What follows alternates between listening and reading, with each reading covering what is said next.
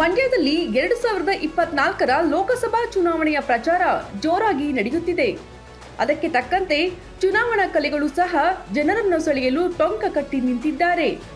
ಈ ಹಿನ್ನೆಲೆಯಲ್ಲಿ ಮಂಡ್ಯದ ಕಾಂಗ್ರೆಸ್ ಅಭ್ಯರ್ಥಿಯಾಗಿ ಸ್ಪರ್ಧಿಸುತ್ತಿರುವ ಸ್ಟಾರ್ ಚಂದ್ರು ಅವರು ಪ್ರತಿ ಗ್ರಾಮಕ್ಕೆ ತೆರಳಿ ಪ್ರಚಾರ ಕೈಗೊಂಡಿದ್ದಾರೆ. ಪಕ್ಷದ ಕಾರ್ಯಕರ್ತರೊಂದಿಗೆ ತೆರಳಿದ ಸ್ಟಾರ್ ಚಂದ್ರು ಅವರು ಮಂಡ್ಯ ಜಿಲ್ಲೆಯ ಹಂಚಹಳ್ಳಿ ಗ್ರಾಮಕ್ಕೆ ಭೇಟಿ ನೀಡಿದರು.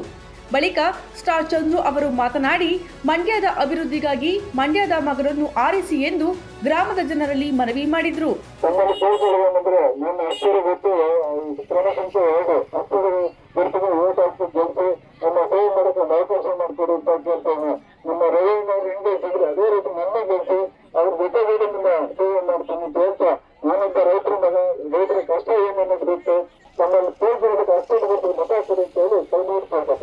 ಈ ವೇಳೆ ಸಚಿವರಾದ ರವಿಕುಮಾರ್ ಗೌಡ, ಮುಖಂಡರಾದ ಯೋಗೇಶ್, ರಾಧಾಕೃಷ್ಣ ಹಾಗೂ ಪಕ್ಷದ ಇತರೆ ಗಣ್ಯರು ಉಪಸ್ಥಿತರಿದ್ದರು.